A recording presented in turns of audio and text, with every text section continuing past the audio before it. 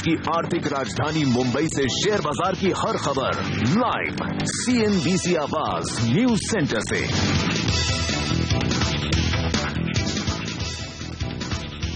तैयार हो जाइए एक्शन भरे हफ्ते के लिए। आज भारतीय बाजारों में शुरुआत के संकेत, विदेशी बाजारों से मिले जुले संकेत और भारतीय बाजारों में शुक्रवार को दिखी शानदार रिकवरी।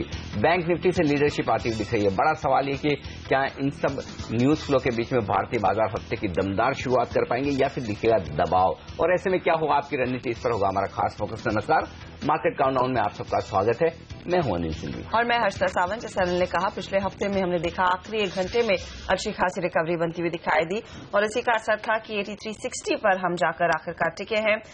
साथ ही साथ बैंक निफ्टी में पूरा जोश देखने को मिला, लेकिन ओवर द वीक करीब 1.5% के नुकसान के साथ दिन की समाप्ति जरूर बनती हुई दिखाई दी है। ऑफकोर्स एक इम्पोर्टेंट वीकेंड थी क्योंकि ग्रीस के बेल आउट प्रस्ताव पर दोबारा EU विचार कर रहा था और वहां से क्या डेवलपमेंट्स निकल कर आई हैं। एक्सटेंडेड डेडलाइन ऑफकोर्स ग्रीस को जरूर मिली है, लेकिन काफी ज्यादा फाइन प्रिंट्स पर भी नजर रहेगी। आशीष हमारे साथ है इस सबका जायजा देने के लिए। आशीष, देखिए, अगर आप स्क्रीन को देखेंगे, इक्विटी मार्केट को देखेंगे तो अमेरिका और यूरोप में अच्छा मूव था। अमेरिकन मार्केट्स में 1.25 से 1.5% के आसपास का उछाल और दिन के हाईज पे जाके मार्केट्स क्लोज हुए क्योंकि दोनों इंटरनेशनल जो क्यूज थे वो पॉजिटिव थे उस समय। एक तो चाइना में हम देख रहे थे सस्टेन्ड रैली आती हुई, तो चाइना के मार्केट्स में लग रहा था हालात सुधर रहे हैं, उसका भरपूर फायदा मिला। और दूसरा, तमाम इक्विटी मार्केट से डिस्काउंट कर रहे थे, फैक्टर इन करके चल रहे थे कि ओवर द वीकेंड ग्रीस को लेकर सहमति बन जाएगी यूरोपियन लीडर्स के बीच में, और इसीलिए हमने देखा इक्विटी मार्केट्स में उछाल। इनफैक्ट यूरोप में तो और भी सख्त तगड़ा उछाल था, 1.5 से 3% के आसपास की तेजी थी तमाम वहां के बेंचमार्क्स में, और दिन भर एक सस्टेन्ड रैली देखने को मिली और फाइनली दिन के हाईज पे जाके मार्केट्स क्लोज हुए। वही चाइना और ग्रीस का फैक्टर यहां पे भी प्ले कर रहा था। लेकिन ग्रीस को लेकर असल क्या हुआ, ध्यान रखिए, शनिवार को यूरोग्रुप के जो फाइनेंस मिनिस्टर्स थे उनकी बैठक थी। उस बैठक में कॉन्क्रीट प्रपोजल रखा गया और वो प्रपोजल यूरोग्रुप के जो लीडर्स थे जिनकी रविवार को बैठक होने वाली थी उनको ये प्रपोजल दिया गया। रविवार को जो आउटकम आया है, रविवार को कहा जा रहा है 10 घंटे तक बातचीत चलती रही लेकिन कोई सहमति नहीं बनी, तो जो समिट था वो कैंसिल हो गया है, लेकिन वो जो बातचीत है, निगोसिएशन से वो कंटिन्यू होती हुई नजर आएंगी। यूरोपियन यूनियन चाहता है कि और stricter austerity measures Greece implement करे और टैक्सेशन को लेकर लगाम कसे, और वो इंपॉर्टेंट है। कहा जा रहा है उनको वेडनेसडे तक की डेडलाइन दी गई है, यानी कि इस हफ्ते बुधवार तक ग्रीस को अपने पार्लियामेंट से तमाम स्ट्रिक्टर मेजर्स को अप्रूव कराना पड़ेगा। अगर ग्रीस ने मेजर्स अप्रूव करा लिए तो थर्सडे को जर्मन पार्लियामेंट में सहमति बनाई जाएगी कि शायद ग्रीस को फर्दर बेल आउट दिया जाए, फर्दर लोन्स एक्सटेंड करे जाएं। तो एंजेला मर्केल और उनके फाइनेंस मिनिस्टर के पास फिर वो वेटो पावर्स आएंगे। उसके बाद कहा जा रहा है फ्राइडे को फिर से यूरोपियन यूनियन के लीडर्स की बैठक होगी जिसमें फाइनली एक हरी झंडी मिलती हुई नजर आएगी। दारोमदार एक बार फिर से ग्रीस की तरफ है। वेडनेसडे को अगर वो फाइनल स्ट्रिक्टर मेजर्स अपने पार्लियामेंट से अप्रूव करा पाता है और इन्हें इंप्लीमेंट कर पाता है तो फिर यहां पे शायद बातचीत आगे बढ़ती हुई आपको नजर आए। इस बीच जो इंटरेस्टिंग प्रपोजल्स दिए गए थे, जो फाइनेंस मिनिस्टर्स ने लीडरशिप को सैटरडे को प्रपोजल दिए, उसमें एक और इंटरेस्टिंग बात ध्यान रखें। एक वहां पे टाइम आउट प्रपोजल है जो जर्मनी ने रखा है, यानी कि अगर ग्रीस ये तमाम प्रपोजल्स पे खरी नहीं उतर पाती या फिर स्ट्रिक्टर मेजर्स नहीं इंप्लीमेंट कर पाती तो यूरोजोन से थोड़े टाइम के लिए बाहर चली जाए। हालांकि बाकी कंट्रीज ने उसे अप्रूव नहीं कराया, लेकिन एक इंटरेस्टिंग एंगल था इसलिए मैं हाईलाइट कर रहा था। इस बीच में अमेरिकन एशियन मार्केट्स में हम देख रहे हैं मिला जुला रुझान है, थोड़ा सा दबाव के साथ कामकाज होता हुआ। आपकी स्क्रीन पर निकाई में मजबूती के साथ ट्रेड, शांघाई आपको याद होगा थर्सडे और फ्राइडे को तगड़ा पॉजिटिव मोमेंटम था। मोमेंटम तो नहीं इंटैक्ट है लेकिन हर दिशा में अभी वो मार्केट्स कामकाज करते हुए। निफ्टी दिखा रहा है, एसजीएक्स निफ्टी इंडिकेट कर रहा है कि फ्राइडे की क्लोजिंग लेवल्स के आसपास ही हल्के लाल निशान के साथ शायद शुरुआत हो। शुक्रिया आशीष इस जानकारी के लिए। इस बीच जर्मनी ने ग्रीस को यूरोजोन से बाहर करने का प्रस्ताव दिया है, जैसे आशीष भी मेंशन कर रहे थे। जर्मन चांसलर एंगेला मर्केल ने कहा है कि ग्रीस भरोसा खो चुका है और इसीलिए अब यूरोजोन को कोई समझौता नहीं करना चाहिए।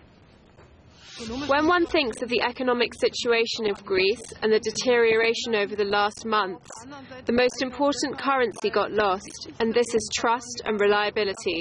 That means we will have rigorous talks today and there won't be an agreement at all costs. I know that nerves are frayed, but it has to be made sure that the advantages outweigh the disadvantages for the future of Greece as well as for the whole Eurozone and the principles of our cooperation. तो clearly ये Angela Merkel का बयान आता हुआ, लेकिन उन्होंने साफ कहा है कि एक टाइम आउट मिलना चाहिए, यानी कि एक टेम्पररी ब्रेक मिलना चाहिए। थोड़े समय के लिए ग्रीस को बाहर रखा जाए यूरोजोन से और उसके बाद वापसी हो। अनिल, लेकिन इन डेवलपमेंट्स का कितना असर भारतीय बाजारों पर पड़ेगा वो अहम है। ये देखना बड़ा इंटरेस्टिंग होगा हर्षिता कि पहली बार कोई कंट्री यूरोजोन से बाहर निकलता है तो यूरोजोन उसे किस तरह से लेता है और अगर समझिए 5 साल के लिए जिस तरह से एंगेला मर्केल कह रही कि उन्हें बाहर रखा जाए, तो वो किस तरह से रिकवर कर पाते हैं, क्योंकि ये जो इवेंट होगी ये बाकी कई देशों के लिए आगे का रास्ता खोलेगी। तो वो इंटरेस्टिंग होगा, कब होगा कैसे होगा ये अलग बात है, लेकिन जर्मनी के चांसलर के ये स्टेटमेंट काफी अहमियत रखते हैं इस लिहाज से, क्योंकि अब तक लोग ये मानकर चल रहे थे कि जब तक ग्रीस यूरोजोन से बाहर ना निकले तब तक दिक्कत नहीं, और यूरोजोन से बाहर निकलना है या नहीं निकलना ये शायद ग्रीस पर ज्यादा दारोमदार था कि वो फैसला क्या लेते हैं। लेकिन अब उल्टा होता दिख रहा है, अब यूरोजोन के सबसे बड़ा देश एक तरह से जर्मनी जो है जिसकी चलती है, वो ये कह रहे हैं कि इन्हें बाहर निकलना चाहिए। तो ऐसे में मुझे लगता है कि बाजारों के लिए अब थोड़ा सा यहां से कॉशियस अलर्ट सावधान होने के संकेत आते हुए दिख रहे हैं, खासतौर से तब जबकि शुक्रवार के सेशन में 2-3% की तेजी ऑलरेडी यूरोप के बाजार दिखा चुके हैं। तो दिक्कत यह है कि हो सकता है इन स्टेटमेंट्स के चलते अगर आज और कोई पॉजिटिव डेवलपमेंट ना आते दिखे तो फिर आपको सेकंड हाफ में यूरोप की शुरुआत कमजोर होती हुई दिखेगी और भारतीय बाजारों को वहां से संकेत लेने। तो इस लिहाज से ये हफ्ता फिर से ग्रीस के लिहाज से हमारे लिए अहम होगा, क्योंकि पिछले पूरे हफ्ते भारतीय बाजारों का अंतर्राष्ट्रीय बाजारों के लिहाज से फोकस चाइना पर था। चाइना के मार्केट एक गिरावट के बाद संभल चुके हैं और अपनी अच्छी तेजी में चलते हुए दिख रहे हैं, जितने गिरे उससे कहीं ज्यादा रिकवर कर चुके हैं। वो अलग बात है कि हमारा रिएक्शन वहां पर आता हुआ नहीं दिखता। तो मुझे लगता है ग्रीस के ये डेवलपमेंट अब भी बाजारों को काफी हद तक वोलेटाइल रखेंगे और ऐसे में फिर से राय यही होगी, ट्रेडर्स के लिए अब भी अंतर्राष्ट्रीय बाजारों से उतने साफ संकेत नहीं है। Gap up gap down opening के लिए आपको कभी भी तैयार रहनी चाहिए जिस तरह का न्यूज फ्लो है, और ये भी नहीं भूलना चाहिए कि चाइना से सारा न्यूज फ्लो खत्म हो गया है। चाइना में फिर से जिस तरह की तेजी बनती हुई दिख रही है, पता नहीं कोई एक आध और एक्शन आ जाए वहां के रेगुलेटर्स की तरफ से और फिर क्या हो पता नहीं। तो सावधान रहने की बेहद जरूरत है, खासतौर से ओवरनाइट पोजीशन रखने वाले ट्रेडर्स को। तो इग्नोर नहीं करना चाहिए, बिल्कुल नहीं, इनफैक्ट ज्यादा सावधान रहना चाहिए। साथ ही अनिल, अब एफआईआई डेटा पॉइंट्स पर नजर डालें तो एफआईआई ने पिछले सत्र में हमने देखा है बिकवाली की कैश में उसको पूरी तरह से कॉम्पनसेट किया, फिर उससे ज्यादा खरीदारी हुई डोमेस्टिक इंस्टीट्यूशन की, लेकिन स्टॉक फ्यूचर्स में ज्यादा बिकवाली की पोजीशन आ रही है सरप्राइजिंगली और काफी एग्रेसिव भी। हर्ष देखिए, ऐसा लगा नहीं देख के कि शुक्रवार के स्क्रीन को कि 500 करोड़ के 465 करोड़ के स्टॉक कैश की बिकवाली और लगभग 1050 करोड़ की स्टॉक फ्यूचर्स की बिकवाली, यानी कि एफआईआई की दोनों मिलाकर 1500 करोड़ के आसपास की स्टॉक्स में बिकवाली। 1500 करोड़ की स्टॉक्स की बिकवाली अगर कहीं थोड़ी बहुत दिख रही थी तो सिर्फ मिड कैप इंडेक्स में जो फ्लैट बंद होता हुआ दिखा। बाकी सेंसेक्स निफ्टी ने जिस तरह की रिकवरी दिखाई, इंटरेस्टिंग बात जो दिख रही है डेटा में वो ये कह रही कि अब एफआईआई ने इंडेक्स फ्यूचर शॉर्ट करना बंद कर दिया है, बजाय इसके इंडेक्स फ्यूचर शॉर्ट करके वो स्टॉक्स बेच रहे हैं। और ये मैं ज्यादा रिस्की समझता हूं, रिस्की इस लिहाज से कि अगर सिर्फ आप इंडेक्स बेच रहे हैं तो इसलिए कि आपके पास एक बड़ा पोर्टफोलियो है और आप बाजार के डायरेक्शन को लेकर कॉन्फिडेंट नहीं कि अगर बाजार में करेक्शन आए मेरे पोर्टफोलियो में नुकसान होगा तो थोड़ी हेजिंग में इंडेक्स फ्यूचर्स बेच के कर लो। लेकिन इंडेक्स फ्यूचर्स बेचने के बजाय आप कैश में स्टॉक्स बेचते हैं, आप फ्यूचर्स में स्टॉक्स बेचते हैं, इसका मतलब साफ है कि आप प्रॉफिट बुकिंग करने के मूड में और आप थोड़े से लोअर लेवल देख रहे हैं। दूसरी बात है कि ये जनरली कम होता है इस तरह का ट्रेंड की स्टॉक फ्यूचर्स में भी बिकवाली हो और कैश मार्केट में भी बिकवाली हो। हालांकि ये एक दिन का ट्रेड है शुक्रवार का, अगर ये ट्रेड आपको 2-3 दिन दिखे तो फिर ऐसे में बाजार के लिए नीचे की रिस्क ज्यादा खुलती हुई दिखती है। तो आंकड़े अच्छे नहीं है, लेकिन फिर दिक्कत वही है, पिछले 2 दिनों से आंकड़े खराब दिख रहे हैं एफआईआई की तरफ से, लेकिन उसके बावजूद बाजार गिर नहीं रहे। इनफैक्ट शुक्रवार को तो ऊपर जाकर बंद हुए। तो एफआईआई के डेटा के बजाय ट्रेडर्स अपने एक्शन पर बाजार को ज्यादा ड्राइव कर रहे हैं, वो दिख भी रहा है। लेकिन अगर आप एफआईआई के डेटा को भरोसा करके कुछ देखना चाहते हैं तो वो डेटा साफ तौर पर ये बता रहे हैं कि स्टॉक स्पेसिफिक बिकवाली है और ऐसे में जिन स्टॉक्स में जिन सेक्टर्स में एफआईआई की होल्डिंग ज्यादा है वहां पर आपको थोड़ा सा सावधान रहना चाहिए, पहली बात। दूसरी बात यह कि स्टॉक इंडेक्स फ्यूचर्स की बिकवाली थमती हुई दिखी है, इसका मतलब है कि अगर बाजार थोड़ा नीचे आया तो हो सकता है आपको थोड़ी शॉर्ट कवरिंग का सहारा मिले, और अगर एफआईआई को बेचना है तो शायद अब वो थोड़े से ऊपर के लेवल का इंतजार कर रहे हैं और तब हेजिंग के लिहाज से बेचेंगे। तो थोड़े से ये कह सकते हैं डेटा न्यूट्रल से थोड़े नेगेटिव साइड पर है। अनिल, लेकिन यहाँ से आगे की फिर वायदे बाजार के ट्रेडर्स की रणनीति क्या रहेगी? क्योंकि अगर स्टॉक स्पेसिफिकली बिकवाली हो रही है और इंडेक्स भी आप देखें बहुत ही सीमित दायरे में कारोबार कर रहा है, तो अगर किसी ने अग्रेसिव तेजी करनी है तो कहाँ करे? इंडेक्स में, स्टॉक्स में क्या रुझान होगा? एक्चुअली एग्रेसिव तेजी तो हर्षदा शुक्रवार को सिर्फ बैंक निफ्टी में होती हुई दिखी, बैंकिंग शेयरों में होती हुई दिखी, लेकिन अब पता नहीं आज वो सस्टेन हो पाएगी। लगातार तीसरे दिन बैंक निफ्टी मजबूत होगा या नहीं, क्योंकि ऐसे देखा जाए तो बैंक निफ्टी के लिए बाकी कोई नेगेटिव संकेत है नहीं। 62,000 शेयर नए जुड़े हैं, बैंक निफ्टी 1.25% ऊपर बंद हुआ है, साफ तौर पर अच्छी खासी लॉन्ग्स तेजी की पोजीशन बनती हुई लगातार दूसरे दिन। लेकिन आज 10,000 करोड़ के गवर्नमेंट बॉन्ड्स ऑक्शन होने हैं आरबीआई की तरफ से, और जाहिर सी बात है कि जो बॉन्ड यील्ड्स है वो थोड़े से ज्यादा बढ़ते हुए दिखेंगे।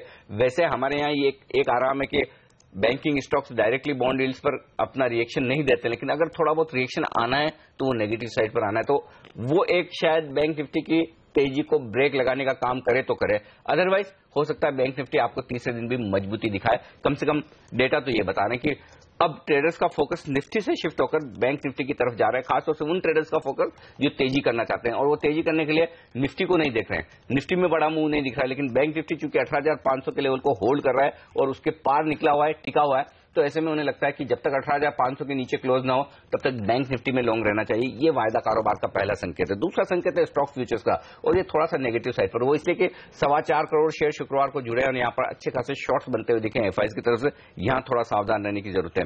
तीसरा संकेत है 8,400 के कॉल्स को लेकर, और कल के सेशन में शुक्रवार के सेशन में आप देखिए काफी समय बाद हाईएस्ट ओपन इंटरेस्ट 8,500 से शिफ्ट होकर 8,400 पर आ गया, और हम लगातार यही बात करें कि 8,400 को पार करना आसान नहीं है, और पिछले हफ्ते भी आप देखिए बार बार उन लेवल से बाजार करेक्ट होता हुआ दिखा है, और अब ये और मुश्किल होता हुआ दिखा है। इसकी दो वजह, पहला तो ये कि वहां पर हाईएस्ट ओपन इंटरेस्ट आ गया 52 लाख शेयरों का है, और दूसरा ये जो ओपन इंटरेस्ट बना है ये 3 सेशन में बना है। पिछले 3 सेशन में आप देखिए 8400 के लेवल पर कुल मिलाकर 22 लाख शेयर कॉल्स में ऐड हुए हैं, और शुक्रवार को भी 5 लाख शेयर ऐड हुए हैं। इसका मतलब साफ है कि लगातार वहां पर शॉर्ट बनती हुई दिख रही। तो मंदी करने वाले ट्रेडर्स पूरी अपनी कोशिश करेंगे कि 8,400 के पार बाजार न जाए, लेकिन इंटरेस्टिंग बाजार में एक्शन तभी दिखेगा खासतौर से तेजी के हिसाब से 8,400 के पार निकलकर अगर बाजार टिक गया 8,400 425, तो फिर आपको 8,500 और 8,600 की रेंज में भी निफ्टी बहुत जल्दी जाता हुआ दिखे। तो मुझे लगता है आज के लिए सबसे अहम की लेवल ऊपर की तरफ 8,400 के आसपास का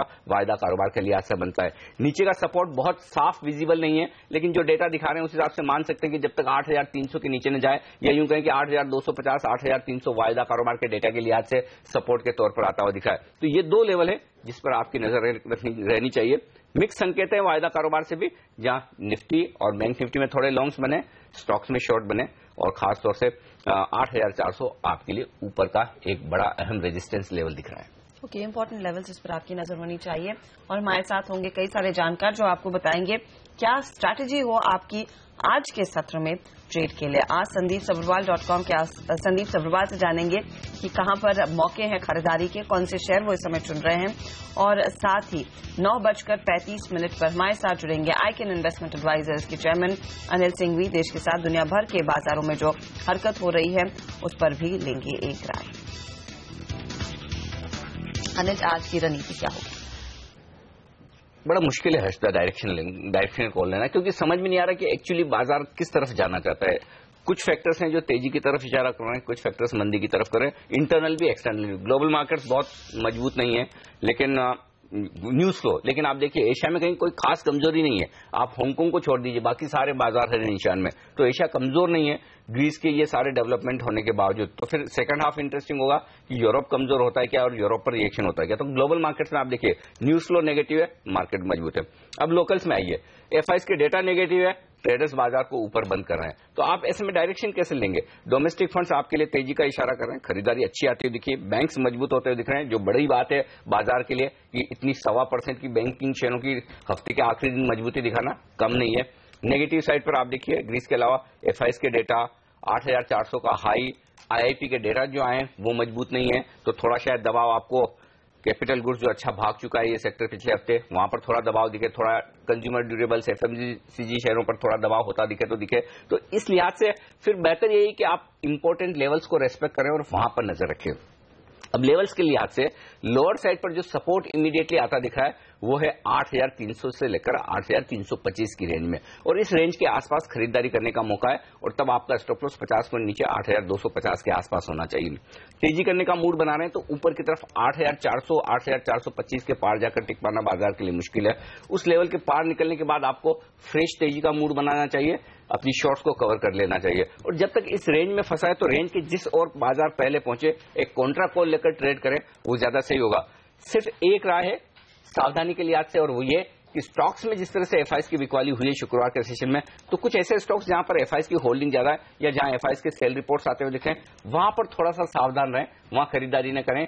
ट्रेंड के विपरीत की बाजार के मूड के साथ ये स्टॉक भी सुधर जाएंगे, वहां रिस्क ज्यादा है। अदरवाइज मुझे लगता है कि बाजार रेंज बाउंड ट्रेड करता हुआ दिखेगा, और हो सकता है शुक्रवार की तरह आज भी आपको बाजार में दोनों ही तरफ ट्रेडिंग के मौके मिलेंगे, और दोनों ही तरफ ट्रेडिंग के मौके के लिहाज से जाहिर सी बात है कि कॉन्ट्रा कॉल लेना ज्यादा ठीक रहेगा, और अगर एक डायरेक्शन कॉल लेना ही है तो ज्यादा पॉजिटिव साइड पर ले, वो ज्यादा बेहतर होगा बजाय नेगेटिव साइड पर और आप देख सकते हैं SGX निफ्टी भी धीरे धीरे फिर से हरे निशान में लौटता दिख रहा है। 9373 के आसपास दिन का ट्रेड देखने को मिल रहा है, तो शायद उसी के आसपास समाप्ति की भी उम्मीद, शुरुआत की भी उम्मीद करनी चाहिए। देखेंगे यहाँ पर कितना मोमेंटम हम गैदर कर पाते हैं दोपहर बाद जब यूरोपीय बाजार खुलेंगे। लेंगे एक छोटा सा ब्रेक, लेकिन आगे आपको बताएंगे स्टॉक्स जो आपके रेडार पर होने चाहिए।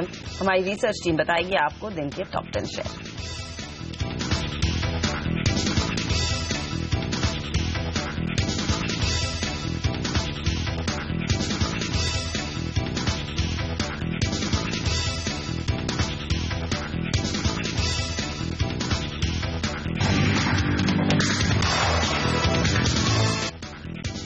हमारे एक्सपर्ट्स हमारे साथ जुड़ रहे हैं आज के ट्रेडिंग सेशन की रणनीति देने के लिए। तकनीकी राय के साथ शुरुआत करेंगे। हमारे साथ इस वक्त मानस जायसवाल.com के मानस जायसवाल। मानस, गुड मॉर्निंग, स्वागत है आपका CNBC आवाज पर। पिछला हफ्ता वीक ऑन वीक बेसिस पर जरूर हम 1.5% नुकसान के साथ बंद हुए हैं सेंसेक्स निफ्टी पर, लेकिन चार्ट्स पर क्या और कमजोरी के संकेत हैं या फिर रिकवरी हो सकती है? बाजार कैसा दिख रहा है? सेल ऑन राइज है या बाय ऑन डिप्स? और निफ्टी के लिए क्या रणनीति है, क्या लेवल से आज? Good morning Anil ji. देखिए, 3 दिन की गिरावट के बाद फ्राइडे को हमने थोड़ा सा सपोर्ट देखा मार्केट में। लोअर लेवल्स पे थोड़ा बाइंग इंटरेस्ट भी देखने को मिला और सिलेक्टिव सेक्टर्स में बाइंग इंटरेस्ट देखने को मिला, स्पेशली कैपिटल गुड्स स्टॉक्स जो हैं वहां पर बाइंग इंटरेस्ट देखने को मिला। अगर आप हाउसिंग फाइनेंस देखिए वहां बाइंग इंटरेस्ट देखने को मिला। PSU बैंकिंग में, जो मिड कैप PSU बैंकिंग है, वहां पर बाइंग इंटरेस्ट देखने को मिला। लेकिन जब हम ट्रेंड की बात करते हैं तो मैं समझता हूं कि निफ्टी का ट्रेंड अभी भी निगेटिव है। उसका सबसे बड़ा रीजन ये है कि 8550, 8575 एक बहुत ही स्ट्रांग रेजिस्टेंस बन गया है, जो कि नेकलाइन है हेड एंड शोल्डर पैटर्न का।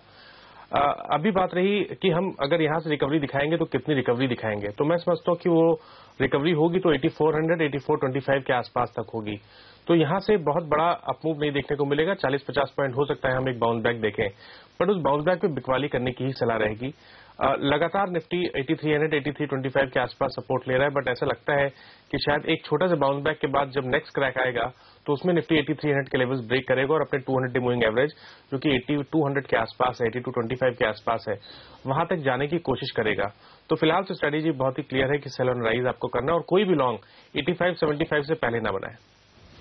ओके, ये फिलहाल लेवल्स आना इंपॉर्टेंट है। 8575 के पार निकलने के बाद ही वो लॉन्ग पोजीशंस लेनी चाहिए, ये फिलहाल टेक्निकल स्तर कह रहे हैं। लेकिन कौन से स्टॉक्स आज आपके रेडार पर रहेंगे? टॉप 10 स्टॉक्स की बारी हमारे साथ है सोनम, पूजा, वरुण और नियति, और शुरुआत करेंगे आज वरुण के साथ। डेफिनेटली देखिए, ओवर द वीकेंड जो वेदांता की AGM हुई, सबसे पहले उस पर आपके नजर होनी चाहिए, क्योंकि काफी इंटरेस्टिंग कमेंट्स यहाँ निकल के आ रहे हैं। इस कंपनी का कहना है कि जो मर्जर है केन इंडिया और वेदांता का, वो मार्च 2016 तक पूरा हो जाएगा। इस मर्जर को शेयर होल्डर से बहुत बेहतरीन रिस्पांस मिला है और इस मर्जर के बाद कंपनी यानी कि वेदांता की जो कैश फ्लोस है उसमें अच्छी खासी बढ़ोतरी देखने मिलेगी। तो वेदांता के लिए तो कम से कम ये मर्जर काफी अच्छा है, ऐसा कहना है कंपनी का। लेकिन LIC का अब तक स्टैंड आना बाकी है, तो काफी इंटरेस्टिंग होगा LIC का कमेंट भी। इसके अलावा वेदांता की AGM में आयरन और इंडस्ट्री को लेकर कुछ कमेंट्री निकल के आई है, वो भी काफी इंटरेस्टिंग है। इनका कहना है कि कर्नाटका में जो माइनिंग है वो फरवरी 2015 से शुरू हो गई है और गोवा की जो आयरन और माइनिंग है वो मानसून के बाद शुरू हो जाएगी। तो ये कुछ इंटरेस्टिंग कमेंट्री थी जो इस AGM में निकल के आई है। केन, वेदांता और हिंडाल्को पे आज CLSA की रिपोर्ट आई है। केन पर CLSA का मानना है कि आप खरीदारी करके चलिए, 250 रुपए तक के लक्ष्य आपको यहां देखने को मिल सकते हैं। कमोडिटी प्राइस जिस तरह से फॉल आउट हुए हैं, उसके बाद जो मर्जर है वेदांता के साथ वो और ज्यादा अनअट्रैक्टिव हो जाता है।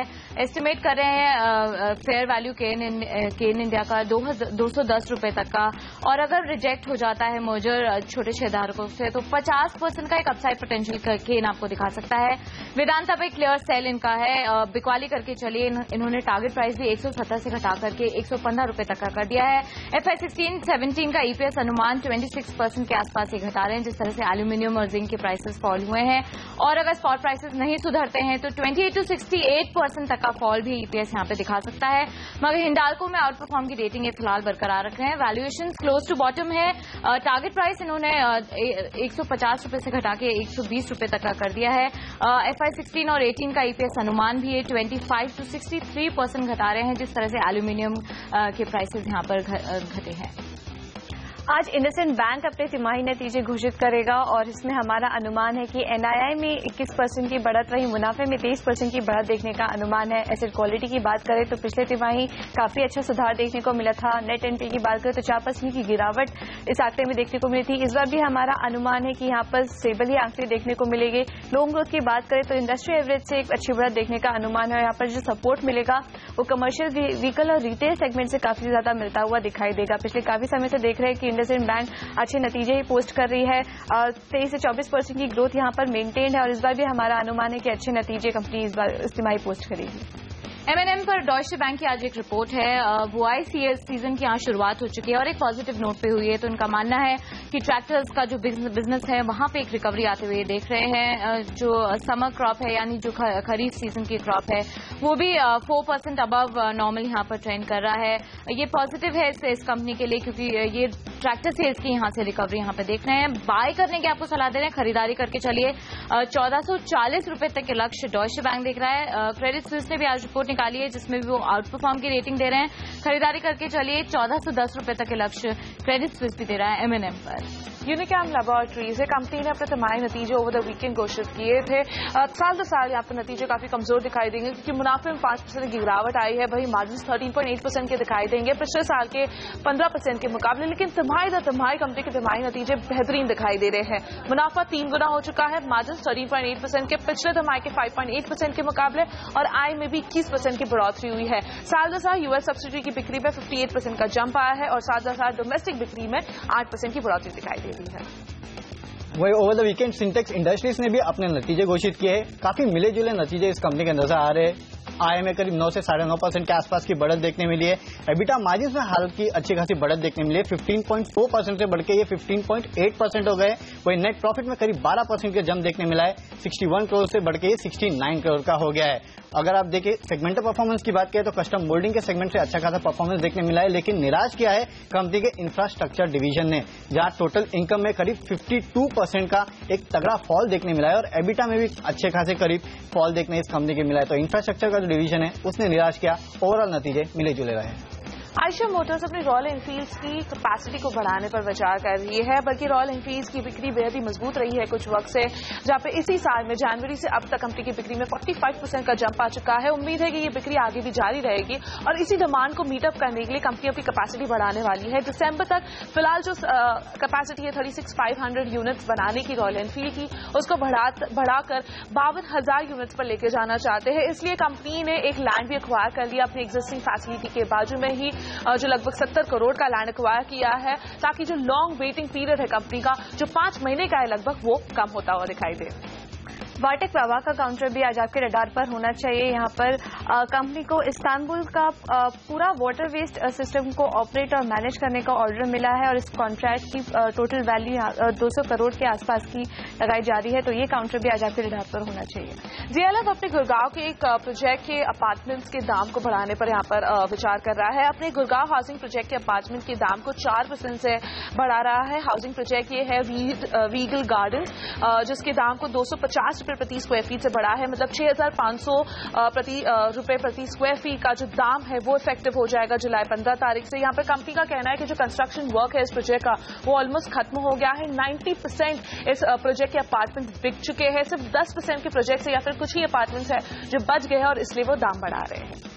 एशियन पेंट्स और नोएडा टोल ब्रिज के लिए आज पॉजिटिव खबर आ रही है। और एशियन पेंट्स की जो श्री पेरुम्बदूर यूनिट है तमिलनाडु में, वहां पे जो कामकाज है वो अब सामान्य रूप से शुरू हो चुका है। दरअसल यूनियन की एक स्ट्राइक थी वेज हाइक को लेकर और दूसरे मामलों को लेकर। 29 अप्रैल से ये लोग स्ट्राइक पे थे, जिसके कारण काफी ज्यादा इनके ऑपरेशंस प्रभावित हुए थे। अब यहाँ पर कामकाज सामान्य रूप से चालू हो चुका है, ऐसा कहना है एशियन पेंट्स का। वहीं नोएडा टोल ब्रिज, आपको याद होगा 9 जुलाई को यहाँ पर किसानों का आंदोलन हुआ था, वहां पे भी एक पॉजिटिव खबर आई है। इनका मानना है कि इन्होंने कहा है कि जो डीएनडी पर टोल वसूली है अब वहां से शुरू हो चुकी है, क्योंकि किसानों का आंदोलन यहाँ पे खत्म हो चुका है। वहीं सबसे आखिरी में सुप्रीम इंडस्ट्रीज, MM फोर्जिंग और मान इंडस्ट्रीज के काउंटर पे आपको नजर रखनी होगी, क्योंकि सुप्रीम इंडस्ट्रीज में जो FII ट्रिगर लिमिट है वो 22% पे पहुंच गई है। इसके लिए RBI ने इसमें फ्रेश FII की पोजीशन बनाने पे रोक लगा दी है और अगर FII इसमें पोजीशन बनाना चाहते हैं तो उन्हें आरबीआई का प्रायर अप्रूवल लेना पड़ेगा। वहीं MM फोर्जिंग में एक बड़ा सौदा हुआ है फ्राइडे के ट्रेडिंग सेशन में। HDFC म्यूचुअल फंड ने इसमें 3 लाख शेयर खरीदे। 675 रुपीज प्रति शेयर के भाव पे ये खरीदारी की गई है, यानी करीब 2.5% के आसपास की होल्डिंग HDFC म्यूचुअल फंड ने इस MM फोर्जिंग में खरीदी है। वहीं मन इंडस्ट्रीज का जो सर्किट फिल्टर है वो 20% से कम करके 10% कर दिया गया। तो ये तीनों ही कंपनी आपके रडार पे होनी चाहिए। तो ढेर सारे स्टॉक्स हैं और जब दिखेगा जबरदस्त एक्शन इन सारे स्टॉक्स में आज खबरों के दम पर। क्या हो आपकी रणनीति, क्या लेवल्स अहम है, लेकर आएंगे आपके लिए एक छोटे से ब्रेक के बाद, और साथ ही बाजार की इस वक्त की हेडलाइंस और बड़े सवाल। बने रहिए हमारे साथ।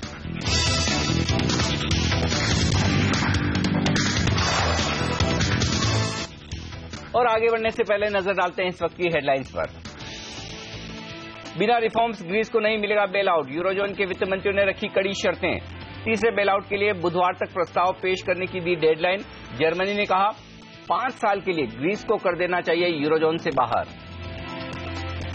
शुक्रवार को अमेरिकी बाजारों में तेजी के साथ क्लोजिंग, डाउ जोन्स 200 अंकों पर। एशियाई बाजारों की अच्छी शुरुआत, SGX निफ्टी सुस्ती के साथ कारोबार करता हुआ। मई में IIP ग्रोथ 4.1% से लुढ़ककर 2.7% पर आई। कंज्यूमर गुड्स के आंकड़ों ने किया सबसे ज्यादा निराश, और आज जून CPI के आंकड़ों का इंतजार। आज आएंगे इंडसइंड बैंक के नतीजे। पहली तिमाही में मुनाफे में 23% के उछाल की उम्मीद, NII में भी 20% बढ़त का अनुमान। और नोवाक जोकोविच फिर बने विंबलडन चैंपियन। फाइनल में रोजर फेडरर को 7-6, 6-7, 6-4, 6-3 से हराया। भारत की खिताबी हैट्रिक। सानिया हिंगिस के बाद पेस हिंगिस ने जीता मिक्स डबल्स का खिताब। सुमित नागाल, होंग ली को बॉयज डबल्स का खिताब। और इस वक्त बाजार के लिए जो सबसे बड़े और अहम सवाल है हफ्ते के पहले दिन, उन पर होनी चाहिए आप सबकी नजर। और हर्षदा हमारे साथ हैं ये सारे सवाल लेकर। बताइए हर्षदा। सबसे पहले इंटरनेशनल मार्केट्स के डेवलपमेंट्स पर नजर रहेंगी, क्योंकि ग्रीस की अनिश्चितता अभी कायम है। तो क्या भारतीय बाजार इस पर बहुत ही कड़ी नजर रखेंगे, या फिर हम हमारे इंटरनल्स पर ज्यादा फोकस करेंगे, वो एक इंपॉर्टेंट सवाल है। याद रखिए बाजार जो है 8300 पर एक अच्छा खासा सपोर्ट लेता हुआ दिखाई दिया है। क्या ये सपोर्ट कायम रहेगा, या फिर संभावना है कि बाजार में फिर से प्रेशर देखने को मिल सकता है। और बैंक निफ्टी से काफी ज्यादा उम्मीदें हैं, कंसिडरिंग इसने एक अच्छा खासा रन पिछले 2 ट्रेडिंग सेशंस में दिखाया है। तो क्या आज एक तेजी का हैट्रिक लगता हुआ दिखाई देगा बैंक निफ्टी की ओर से, इस पर भी नजरें रहेंगी। लेकिन याद रखिए खराब मैक्रो डेटा आया है, IIP के निराशाजनक आंकड़े आए, तो क्या कैपिटल गुड्स और कंज्यूमर ड्यूरेबल्स में आज बिकवाली करनी चाहिए, वो एक अहम सवाल है ट्रेडर्स के सामने। साथ ही साथ रिजल्ट सीजन में इंडसइंड बैंक के नतीजे कैसे रहेंगे, और क्या हो आपकी रणनीति नंबर से पहले, उस पर भी रहेगी नजर। ये सारे सवाल, इनके जवाब लेंगे कार्यक्रम में आगे हमारे एक्सपर्ट्स के दमदार पैनल के साथ। हमारे साथ मानस जायसवाल तो है ही, अब अविनाश गौरक्षकर और आशीष चतुर्मुता भी हमारे साथ कार्यक्रम में शामिल हो चुके हैं। अब फोकस स्टॉक्स पर किया जाए। सबसे पहले अविनाश, शुरुआत इंडसइंड बैंक के साथ की जाए। आज नतीजे आने वाले हैं, अच्छी ग्रोथ का अंदाजा है, 23% मुनाफे में बढ़त होगी, 20% नेट इंटरेस्ट इनकम बढ़ता हुआ नजर आएगा। क्या किया जाए, नतीजों के पहले क्या ट्रेड होगा इंडसइंड बैंक में आज? मैं समझता हूँ प्राइवेट बैंक्स में डेफिनेटली इंडसइंड बैंक्स के नंबर अनिल जी काफी अच्छे आएंगे। इनफैक्ट बहुत निम्स को लेके, एसेट क्वालिटी को लेके, मेरे ख्याल से प्रीवियस क्वार्टर में हमने देखा था कि एसेट क्वालिटी काफी अच्छी हुई थी। और जिस प्रकार का ग्रोथ कमर्शियल व्हीकल सेगमेंट में दिख रहा है, और यहाँ पे इंडसइंड बैंक काफी डोमिनेंट प्लेयर है, मुझे लग रहा है कि शायद नंबर्स उम्मीद से काफी अच्छे आ सकते हैं। और क्लियरली जो आगे की मैनेजमेंट कमेंट्री रहेगी, किस प्रकार की स्ट्रेटेजी CV में कंपनी फॉलो करेगी, वहां पे भी डेफिनेटली मार्केट की नजर रहेगी। तो all in all I think number should be quite good. Stock में डेफिनेटली आपको रिजल्ट्स के बाद होपफुली एक अच्छा अपसाइड देखना चाहिए। रिजल्ट के बाद एक तेजी की संभावना बनती दिखेगी स्टॉक में। लेकिन मानस, इंडसइंड बैंक के चार्ट्स और साथ ही बैंक निफ्टी, क्या आपको लगता है निफ्टी के मुकाबले में ज्यादा बेहतर, ज्यादा मजबूत स्थिति दिख रही है? और फिर ऐसे में चूंकि निफ्टी पर आप बहुत बुलिश है नहीं, Nifty short bank Nifty long, क्या ऐसा कोई ट्रेड बनता है? नहीं, मैं अभी बैंक निफ्टी में थोड़ा इंतजार करूंगा, क्योंकि 18,900 और 19,000 के आसपास बहुत रेजिस्टेंस है बैंक निफ्टी पे, और जब तक ये लेवल्स ब्रेक ना हो तब तक बैंक निफ्टी पे लॉन्ग होना थोड़ा सा डिफिकल्ट है। ये जरूर है कि कुछ स्पेसिफिक बैंकिंग स्टॉक्स अच्छे लग रहे हैं, स्पेशली जैसा अभी आपने इंडसइंड बैंक के बारे में बताया। देखिए clearly high tops higher bottoms बन रहे हैं चार्ट्स पे, और मैं समझता हूँ कि पोटेंशियल कम से कम 950-960 तक का है इंडसइंड बैंक में। तो बिल्कुल यहाँ पर खरीदारी करनी चाहिए। 860 जो कि इसका 50-day मूविंग एवरेज है, उसके नीचे अपना स्टॉप लॉस रखें। ओके, ये फिलहाल राय है इंडसइंड बैंक की। लेकिन सैटरडे को जो एजीएम हुई है वेदांता की, उस पर काफी ज्यादा डेवलपमेंट्स आते हुए दिखाई दिए हैं। ऑफ कोर्स यहाँ पर नए निवेश की बात तो उन्होंने की भी है, लेकिन इस एजीएम के बाद देखिए जो भी ब्रोकरेज रिपोर्ट्स आई, खासतौर से सीएलएसए कह रहा है कि एक अपॉर्चुनिटी है कि इन इंडिया में तेजी की पोजीशन लेने की और साथ ही साथ वेदांता में बिकवाली करने की। अविनाश, आपकी क्या सलाह होगी इस ग्रुप को लेकर, और क्या वाकई में केन में एक स्पाइक की उम्मीद आप करेंगे? इनफैक्ट हर्षदा, लास्ट वीक हमने क्रूड के प्राइसेस में काफी भारी गिरावट देखी और मुझे लग रहा है कि आने वाले 1-2 क्वार्टर्स के लिए क्रूड का जो आउटलुक है वो काफी वीक रहेगा। तो इस पॉइंट को लेके मैं नहीं समझता हूं कि केन में एक at least from a medium term angle invest किया जाना चाहिए, क्योंकि जो आने वाले 1-2 क्वार्टर्स रहेंगे वो केन के लिए काफी खराब रहेंगे। हालांकि इसमें कोई डाउट नहीं है कि क्रूड के प्राइसेस में अभी उछाल आना एक बहुत डिफिकल्ट सिनेरियो लग रहा है। क्लियरली मर्जर की बात करें तो मर्जर जब हुआ था तभी केन और वेदांता के प्राइसेस करीबन 175-180 थे। अभी अगर मर्जर होता है तो डेफिनेटली केन के शेयर होल्डर्स के लिए नेगेटिव है, और मेरे ख्याल से एलआईसी का जो व्यू पॉइंट है वो अभी तक सामने आया नहीं है, तो ये काफी क्रूशियल रहेगा। तो मेरे ख्याल से दोनों वेदांता और केन को अवॉइड करना चाहिए। मेरे ख्याल से नतीजे के पॉइंट ऑफ व्यू से भी Q1 काफी खराब रहेगा। राइट, और ऐसे में मानस फिर चार्ट देखकर बताएं दोनों स्टॉक के, क्योंकि वीकेंड पर एलआईसी को डिसीजन लेना था कि वो केन वेदांता डील पर क्या कहना चाहते हैं। हालांकि अब तक फॉर्मल डिसीजन बाहर नहीं आया, लेकिन लोगों का अंदाजा ये कि शायद एलआईसी इस मर्जर के फेवर में नहीं है, माइनॉरिटी शेयर होल्डर्स के लिए इसे नेगेटिव समझा जा रहा है। अब जो फाइनल आएगा वो देखा जाएगा। लेकिन शुक्रवार को इंटरेस्टिंग बात दिखी, दोनों ही स्टॉक में काफी दिनों बाद एक रिकवरी दिखी। क्या सिर्फ एक टेक्निकल बाउंस बैक माना जाए और ऐसे में उछाल में बिकवाली करनी चाहिए? यदि हाँ तो कौन सा स्टॉक ज्यादा सही है बेचने के लिए, वेदांता या केन? देखिए, दोनों ही स्टॉक चार्ट्स में वीक लग रहे हैं। फ्राइडे के सेशन में जो भी बाउंस बैक देखा गया वो केवल एक रिट्रेसमेंट है पिछले क्रैक का, और हो सकता है कि थोड़ी रिकवरी हमें केन में भी देखने को मिले और वेदांता में भी देखने को मिले। बट अगर आप ओवरऑल चार्ट देखिए तो ऐसा लगता है कि जो लोअर टॉप्स लोअर बॉटम्स है वो आने वाले टाइम में देखने को मिलेंगे, केन में भी और वेदांता में भी। तो बिल्कुल उछाल पे बिकवाली करने की राय है। अगर इन दोनों में से एक स्टॉक चूज करना हो तो वो डेफिनेटली केन रहेगा, क्योंकि अगर आप देखिए तो वेदांता करीब 180 रुपए से क्रैक हुआ है और 135 के आसपास के लोज बनाए हैं। तो पोटेंशियल यहाँ पर अभी भी करीब 150-155 तक का है, जहां तक ये बाउंस बैक दे सकता है। लेकिन अगर आप केन के चार्ट देखिए तो वहां पर इतनी उम्मीद नहीं लगती है कि इतना बड़ा बाउंस बैक देखने को मिलेगा। हो सकता है यहां से 172-175 तक के लेवल्स देखने को मिले। तो उछाल आए तो केन को बेचे, आपको स्टॉप लॉस 184 का लगाना है और टारगेट सेट करके चलने हैं 160 के। ओके, ये है फिलहाल लेवल्स जिस पर आपकी नजर होनी चाहिए इन दोनों ही काउंटर्स में। हम लेंगे एक छोटा सा ब्रेक, लेकिन ऐसे कई और स्टॉक्स हैं जहां पर आज खबरों का असर देखने को मिलेगा, उन पर करेंगे चर्चा। SGX निफ्टी लगभग 10 अंक ऊपर, लौटेंगे जल्दी।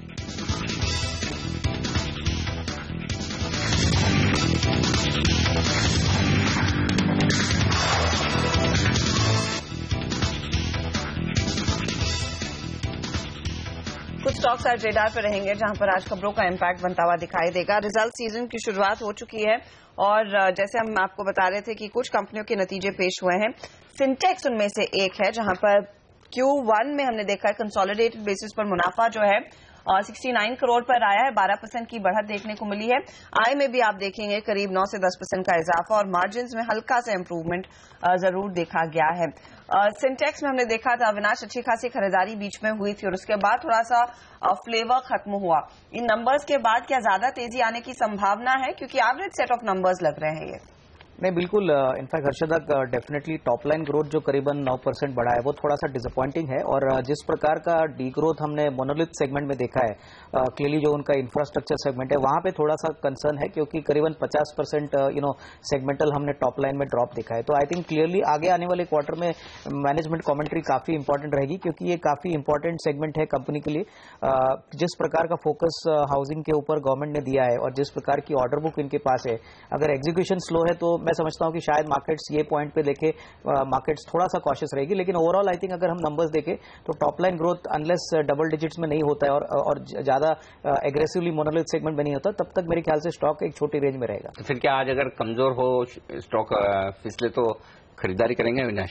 बिल्कुल, अगर थोड़ा सा लंबा टाइम विंडो है अनिल जी तो from a medium to long term angle इस स्टॉक में डेफिनेटली रिस्क रिवॉर्ड अच्छा है। लेकिन इन द शॉर्ट टर्म ये रिजल्ट्स को देख के मुझे नहीं लग रहा है कि कोई अच्छी बढ़त इन द शॉर्ट टर्म पॉसिबल लग रही है। बढ़ना मुश्किल है। इन नंबर्स के दम पर यह देखना होगा कि कमजोरी कितनी होती है और उस कमजोरी में खरीदारी करने के लिए। यूनिकेम लैब एक और स्टॉक है मानस, जहां पर नतीजे आए साल दर साल देखें तो नतीजे खराब दिख रहे हैं। मुनाफा कम होता हुआ दिखा है, 4% गिरा है, लेकिन तिमाही दर तिमाही काफी अच्छी ग्रोथ आती दिख रही है।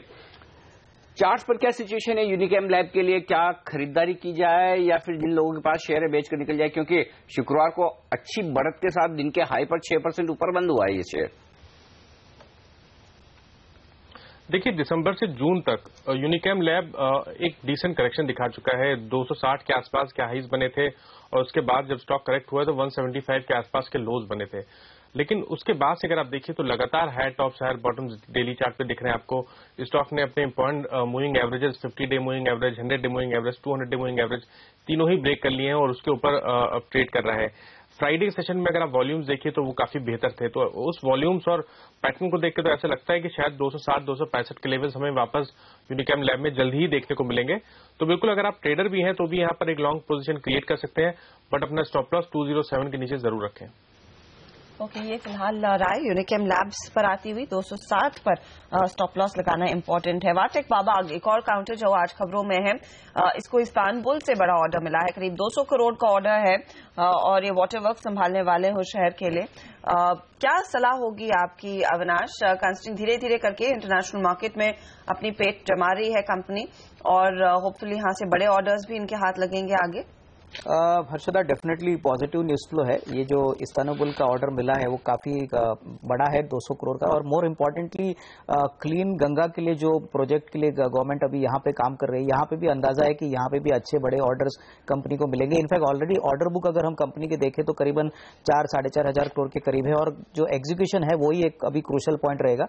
मेरे ख्याल से एमएनसी पेरेंट है, लिमिटेड लिक्विडिटी है, कंपनी ने हाल ही में बोनस भी डिक्लेयर किया था। तो I think from all point of view अगर लंबा निवेश अगर कोई करना है तो मेरे ख्याल से even from the current levels अगर साल 1.5 साल का नजरिया है तो डेफिनेटली एक अच्छा रिस्क रिवॉर्ड है।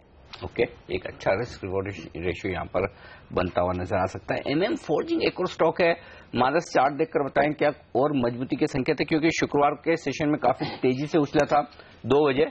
पहला तो ये कि हमारा ये जैकपॉट शेयर था जो सोनम मेहता ने उस दिन प्रेजेंट किया था सुबह 9:30 बजे, और उसके बाद स्टॉक में अच्छी तेजी हुई। और दूसरा ये कि एचडीएफसी म्यूचुअल फंड ने 3 लाख शेयरों की खरीदारी की वहां पर 675 रुपए में, और उसके बाद स्टॉक में जबरदस्त एक्शन हुआ। आप देख सकते हैं अच्छी मजबूती के साथ 6% ऊपर जाकर बंद हुआ है ये स्टॉक। क्या और तेजी की संभावनाएं हैं इसमें?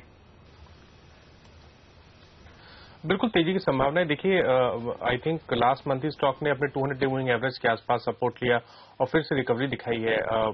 स्टॉक ने already 50 day moving average, 100 day moving average break किया और जिस तरह के वॉल्यूम्स फ्राइडे के सेशन में देखने को मिले, मैं तो समझता हूं कि पोटेंशियल स्टॉक में है कि वो अपना जो पिछला हाई आई थिंक 751 के आसपास के हाईज बने थे वो भी ब्रेक करेगा और कहीं ना कहीं 785 से लेकर 790 के लेवल्स स्टॉक टेस्ट कर सकता है। तो बिल्कुल यहां पर भी खरीदारी की जा सकती है। अपना stop loss 50 day moving average जो कि 627 के आसपास है उसके नीचे रखें। ओके, वक्त हो रहा है एक छोटे से ब्रेक का, लेकिन आपको यह भी याद दिला दे कि एमएम फोर्जिंग्स सीएनबीसी आवास का जैकपॉट शेयर था जिस पर रिसर्च सोनम मेहता ने की और उसके बाद देखिए ये बड़ा फंड एक्शन भी होता हुआ, तो काफी एक्शन वाला ये शेयर था। और आज भी हम लेकर आएंगे एक और जैकपॉट शेयर, तो आप सीएनबीसी आवास की स्क्रीन पर बने रहिए क्योंकि यहीं पर आपको मिलेगी एकदम दमदार ट्रेडिंग आइडियाज और साथ ही अच्छे रिटर्न्स कमाने वाले शेयरों पर भी राय। 9:30 बजे हम लेकर आएंगे जैकपॉट सीएनबीसी आवाज पर। फिलहाल लेंगे एक छोटा सा ब्रेक, लेकिन आप बने रहिए सीएनबीसी आवाज के साथ।